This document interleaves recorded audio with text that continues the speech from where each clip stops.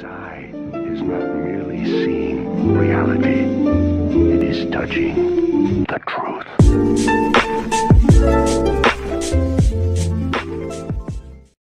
Hey, c'est Menakama, c'est Trolli, j'espère que vous allez bien. Je vous retrouve aujourd'hui pour une vidéo un petit peu spéciale qui comportera deux bilans.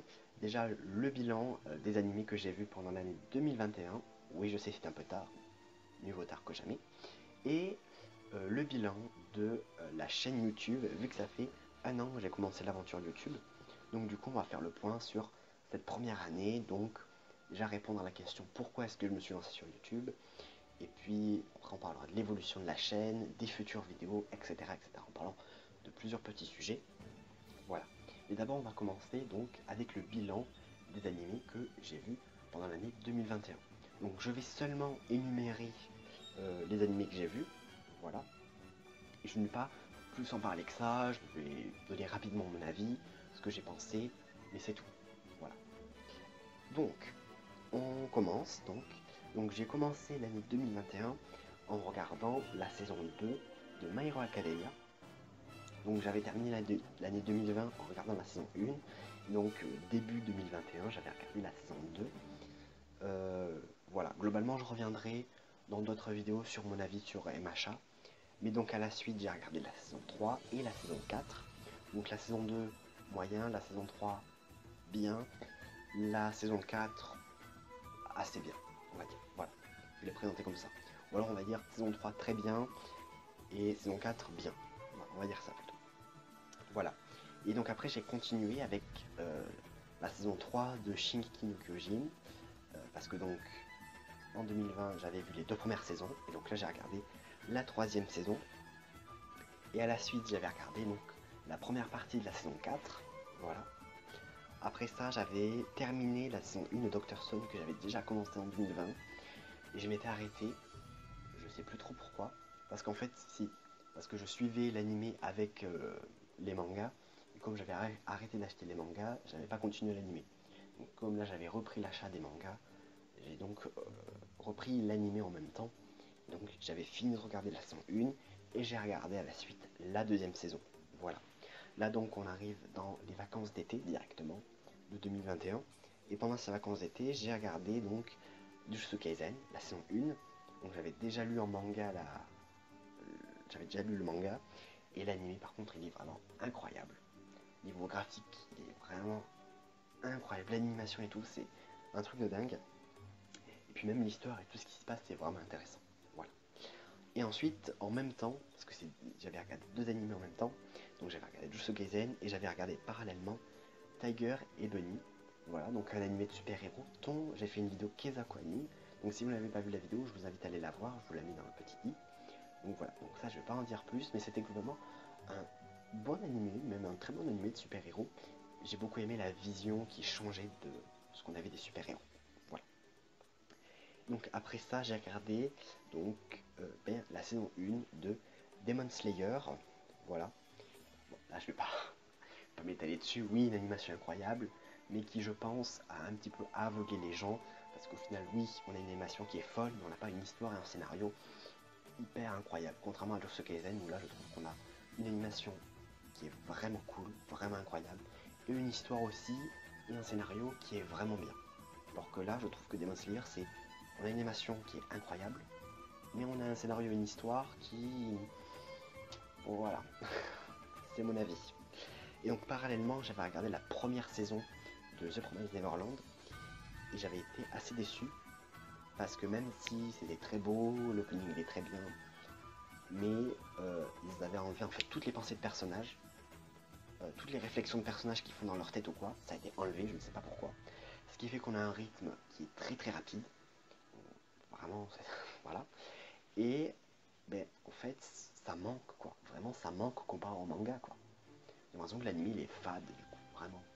Et surtout que ça enlève beaucoup de développement de personnages parce que justement ces réflexions, elles sont enlevées, du coup moins de développement de personnages. Voilà, c'est vraiment dommage. Je crois que l'anime était vraiment pas fou pour le coup. Voilà. Donc voilà. Et donc après là on arrive aux vacances d'octobre où j'ai regardé la première saison de Grimgar. Alors l'anime que vous ne connaissez peut-être pas, très certainement, mais j'en reparlerai dans une vidéo. Voilà. Et donc, il y a d'autres animés que j'ai suivis tout au long de l'année. Déjà, il y a One Piece que j'ai continué à suivre tout au long de l'année 2021. Alors, il y a eu des pauses, des fois je suivais, puis après j'ai arrêté. Et à la rigueur, je regardais des réactions de quelqu'un, comme ça allait plus vite. Voilà. Et puis dernièrement, il y a quelques mois, là, je me suis vraiment remis à regarder les épisodes. Mais bon, voilà. Globalement, je regarde, mais bon, mon avis n'a pas vraiment changé sur le fait qu'il y a des longueurs qui sont vraiment atroces. Mais bref. Et puis j'avais aussi regardé la saison 5 de MHA qui avait commencé, alors je sais plus trop, mois d'avril, mois de mars, je sais plus. En tout cas, avait commencé globalement presque au début de 2021. Donc j'avais suivi toute cette saison 5 qui m'avait terriblement déçu. Voilà. Et après, donc, je suis passé au manga parce que ça m'avait énervé. Mais bref, ça j'en reparlerai très certainement. Voilà. Et puis, dernièrement, là, bien, j'ai commencé la saison 2 Demon Slayer. Alors, je ne suis pas du tout à jour. J'ai regardé que la première partie, le train de l'infini. Donc là, ben, je vais pas en parler, mais globalement, c'était bien. Voilà. Donc voilà le point. Je mettrai, je sais pas, une image qui reprendra donc tous les animés que j'ai vus dans l'ordre. Voilà. Alors, j'en ai pas regardé autant que je voulais, parce que je voulais en regarder beaucoup plus, hein. Mais ça n'a pas été fait. Voilà. Mais du coup, bon, je me dis, j'espère que 2022, j'aurai plus l'occasion d'en regarder. Voilà, je vais essayer d'avoir un rythme un petit peu plus soutenu au niveau, de mes regardades, de mes visionnages d'animés. Voilà. Comme ça aussi, ça va me permettre de faire des vidéos sur des animés qui sont assez peu connus, donc faire des Kesaku animés. Voilà. Donc voilà. Donc cette partie bilan sur les animés que j'ai vus pendant l'année 2021 est terminée. Et on va passer maintenant au bilan de la chaîne. Donc on passe maintenant à la partie bilan. Donc comme je l'ai dit dans l'intro, ça fait maintenant 1 an que j'ai commencé à faire des vidéos sur YouTube. Et donc je voulais faire un petit bilan de cette première année sur YouTube. Donc où on va parler de plusieurs choses. Déjà, de pourquoi est-ce que je me suis lancé sur YouTube. Après, on va voir l'évolution entre les différentes vidéos. On parlera donc de certaines séries de vidéos qui se sont arrêtées. Voilà. Après, on parlera d'autres petits sujets. On parlera de la régularité. On parlera enfin du futur de la chaîne. Voilà. Donc, on va tout de suite commencer avec pourquoi est-ce que bien, je me suis lancé sur YouTube. Alors déjà, il faut savoir que je suis un fan de One Piece, ok. Et donc, il y a déjà quelques temps, pas mal de temps, j'ai découvert One Piece, machin, j'ai beaucoup aimé, j'ai tout de suite accroché, même si j'ai commencé One Piece par l'arc Marineford. Voilà, ça n'a aucun sens. Voilà. Mais j'ai quand même après, plus tard, regardé des vidéos sur YouTube de One Piece. Et les premières vidéos de One Piece que j'avais regardées, c'était les premières vidéos de Ryo Sensei sur One Piece. Voilà. Et ça m'a donné envie de moi aussi faire des vidéos sur One Piece, parler de One Piece. Donc c'est à partir de là où j'ai commencé à faire des fiches, donc des fiches des tops, des fiches de théorie, des fiches, enfin plein de fiches. Et après j'ai commencé aussi à faire des vidéos avec ma DS. Voilà. Donc une qualité vraiment pas ouf, on est d'accord. Voilà. Et quand je les revois, je me suis dit mais qu'est-ce que je dis? Je dis n'importe quoi, vraiment. Ça pourrait être marrant de se mater les certaines vidéos où on me voit pas ou quoi, ça pourrait être marrant, je pense. Voilà. Bref. Et donc j'ai vraiment commencé. Sachant que un petit peu avant, je pense, il y avait un de mes amis de l'époque qui lui aussi s'était lancé sur YouTube. J'étais en admiration, je posais plein de questions et tout. Enfin, bref, voilà. Et puis, donc c'est une idée qui vraiment m'a jamais quitté. Et en vrai, je savais pas trop comment faire, donc j'ai regardé beaucoup de vidéos sur le sujet, des tutos, machin. Et au final, je pense que ça m'était passé. Et en 2020, fin 2020, pour le chapitre 1000 de One Piece, la question m'était revenue en me disant j'aimerais bien commencer ma chaîne YouTube pour le chapitre 1000 de One Piece. Bon, en fait, ça s'est pas fait tout de suite, et c'est après le chapitre 1000 qu'en fait j'ai appris que certaines de mes amies avaient déjà une chaîne YouTube depuis quelques temps, d'autres s'étaient lancées depuis euh, quelques jours, machin. Donc là, je me suis dit, ben moi aussi je vais me lancer. Voilà. Et donc le 16 juillet, il y a donc la première vidéo de la chaîne qui sort, la vidéo présentation. Voilà. Donc globalement aussi, j'avais envie, mon but en faisant cette chaîne YouTube, c'est de partager ma passion pour One Piece et les mangas en général. Voilà. Donc globalement, si je dois répondre clairement à la question, pourquoi est-ce que je me suis lancé sur YouTube? Eh bien, pour partager ma passion de One Piece et des mangas, et également parce que c'est un truc dont j'ai envie de faire depuis toujours, depuis longtemps. Maintenant, on va passer à l'évolution de la chaîne. Parce que bien sûr, vous regardez les premières vidéos de la chaîne, on est sur des vidéos, ce sont des vidéos écrites, où il y a juste une musique de fond qui n'est même pas une musique d'anime. Et voilà, et en fait vous avancez comme ça, alors vous allez retrouver pas mal de vidéos comme ça, ou alors, hop, et après, au bout d'un moment donné, vous allez trouver une vidéo avec, eh bien, ma voix, voilà. Donc au début, en fait, je savais pas trop comment faire, parce que à la base, on va en reparler après, je voulais faire des vidéos facecam. Sauf que dès le début, je pouvais pas tout de suite. Donc j'ai repoussé ça, et en fait j'ai commencé juste à faire des vidéos écrites. Parce que c'est à ce moment-là où j'avais pas de micro, et je savais pas trop comment faire, donc je faisais des vidéos écrites. Voilà. Au bout d'un moment donné, après j'ai eu un micro, et puis j'ai pu commencer donc à enregistrer des vidéos avec le micro. Voilà. Et puis donc j'ai continué depuis. Voilà. Donc oui, on voit quand même une grande évolution au niveau des vidéos, mais je pense que du coup, c'est bien qu'il y ait une évolution, quoi. Voilà. Bref, voilà. Donc là, j'en ai parlé juste avant, justement que à la base, je voulais faire des vidéos facecam. Et cette idée m'a un peu quitté, mais c'est surtout que je voulais faire des vidéos facecam pour faire des live, des reaction live au chapitre de One Piece. Voilà. Et pas que aussi à des épisodes d'animé ou quoi. Voilà. Des vidéos réactions quoi. Mais qui dit vidéo réaction, que ce soit pour le chapitre de One Piece ou pour regarder des animés, dit montrer sa réaction. Dit montrer sa réaction, dit tout simplement montrer sa tête, se montrer. Et qui dit se montrer dit quand même s'exposer. Et donc qui dit s'exposer dit quand même une responsabilité à avoir.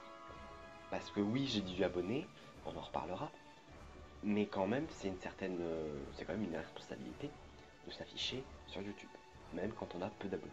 Voilà. Et donc je me suis beaucoup posé cette question, est-ce que j'y vais, est-ce que je me lance, est-ce que vraiment je commence des vidéos facecam, on me voit. Et au final, c'est non, il n'y aura pas de vidéo réaction, puis il n'y aura pas de vidéo, on verra. D'ailleurs, à la base, cette vidéo-là, la partie bilan de la chaîne YouTube, ça devait être la première vidéo où on me voyait. Voilà. C'était les mains, tout, je me dis, ouais, peut-être qu'on fera ça et tout. Donc, en fait, comme vous pouvez le voir depuis le début de la vidéo, non. Et de toute façon, il y aura pour le moment jamais de vidéo où on me voit. Voilà. Donc oui, il n'y aura pas de vidéo réaction live au chapitre de One Piece. Mais là justement on parle des chapitres de One Piece, mais on va aussi parler du coup des reviews qui se sont arrêtées. Voilà. C'est les premières vidéos, je pense que j'ai commencé, les vidéos review. C'est vraiment le tout début. La première série que j'ai commencé en tout cas. Avec donc le chapitre 1001. Et je crois que je m'étais arrêté au chapitre 1009, je sais plus. Bref, en tout cas un truc comme ça. Et je crois que d'ailleurs la dernière vidéo review, il y a plusieurs reviews. Donc déjà, c'est pourquoi est-ce que j'ai arrêté? Pour cette raison. C'est que j'avais pris du retard et donc je devais faire des vidéos où il y avait plusieurs reviews dans une même vidéo. Ça devenait compliqué. Du coup, déjà, c'est pour ça que j'ai arrêté. Aussi, je pense que je m'étais enfermé là-dedans et je faisais presque plus que ça, alors que je voulais faire d'autres trucs, pas que des reviews. Du coup, je pense que j'en avais marre de faire tout le temps le même truc et je pense que je m'étais lassé de faire des reviews. Du coup, j'ai arrêté d'en faire. Voilà. Mais il est vrai que l'idée m'est revenue, là, il y a quelques jours, en me disant peut-être que je ferai des vidéos review pour la fin des chapitres de Wano. Vu que là, en fait, on arrive quand même à la fin de l'arc Wano, peut-être que quand on sera vraiment à la fin, dans les derniers chapitres, ou quand il y aura vraiment un chapitre qui m'aura vraiment marqué, peut-être il y aura une vidéo review sur un chapitre de One Piece. Voilà. Peut-être que ça va revenir un petit peu, mais je pense que ce sera pas tout le temps. Voilà, ce sera de temps en temps. Voilà. Donc voilà, au niveau également des vidéos achat-lecture. Alors, elles n'ont pas disparu, parce que la dernière date du mois d'octobre, mais en fait, c'est-à-dire que j'ai fait une pause. Parce que là, déjà, j'avais du retard, parce que la vidéo d'octobre, c'était quand même le mois de juillet et août, donc il y avait quand même un sacré décalage. Mais c'est surtout qu'après, j'ai pris du retard, machin, puis aussi, je pense que je m'étais lassé de faire ça. Du coup, j'ai fait une pause, et donc là, ça va revenir. Il faut qu'on parle maintenant de la régularité. Le problème vient de moi, c'est quand on regarde, je vous mettrai un document Word où vous avez donc toutes les vidéos et les dates. Juste là, on va s'intéresser quand même aux 5 derniers mois, même aux 6. On prend août, on a 2 vidéos. Septembre, il y en a 0. Octobre, il y en a 2. Novembre, il y en a 2. Et décembre, il y en a une. Forcément, en faisant 0 vidéos par mois, ça devient compliqué. Voilà. Alors, je ne suis pas en train de dire que il faut faire des vidéos tous les jours. Et il faut que j'adopte quand même un rythme. Donc, ça va être un de mes objectifs pour 2022. J'allais dire 2023, je sais pas pourquoi. 2022, d'essayer d'avoir un rythme un petit peu plus soutenu de 1 à 2 vidéos par semaine maximum. Voilà. Puis peut-être il y a des semaines où il n'y aura pas de vidéo de la semaine, peut-être il y en aura 2, peut-être il y en aura une. Voilà. Ça va dépendre. Mais essayer d'avoir un rythme quand même, pas sortir 2 vidéos par mois, puis après le prochain mois il y a une vidéo, puis le mois d'après il y en a 0, puis après il y en a 2. Bon, essayer de reprendre en fait un rythme un petit peu plus constant. Bref, en tout cas, pour résumer, j'essaierai d'avoir un rythme plus régulier dans le futur. Voilà.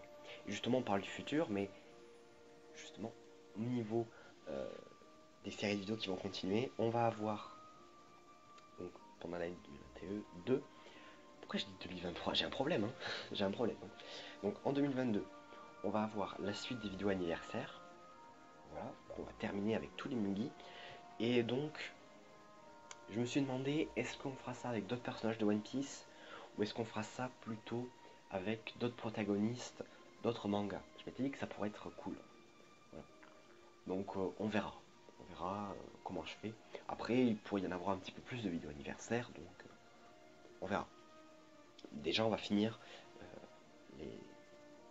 les vidéos anniversaires sur les Mugiwara dans One Piece. Voilà.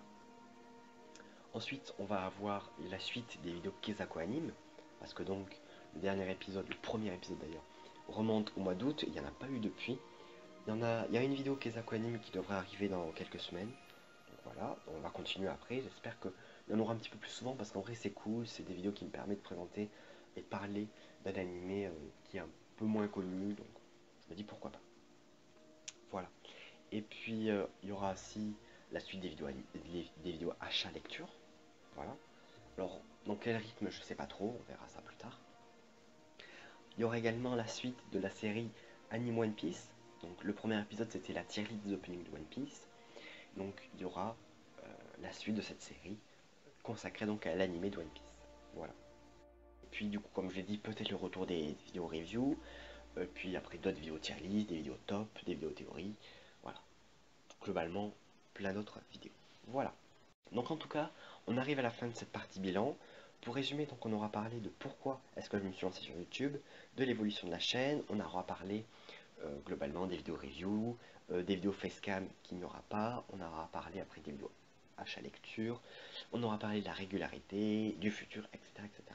Donc voilà, je voulais quand même faire un bilan de cette année, puis je vous retrouve potentiellement l'année prochaine pour une nouvelle vidéo bilan. Voilà. Et puis voilà, on va s'arrêter là. Donc comme d'habitude, eh bien, je vous invite à mettre un pouce bleu à cette vidéo si elle vous a plu, à vous abonner à la chaîne, activer la cloche. Dites-moi ce que vous en pensez dans les commentaires. Et puis moi je vous dis à la prochaine. Allez, salut!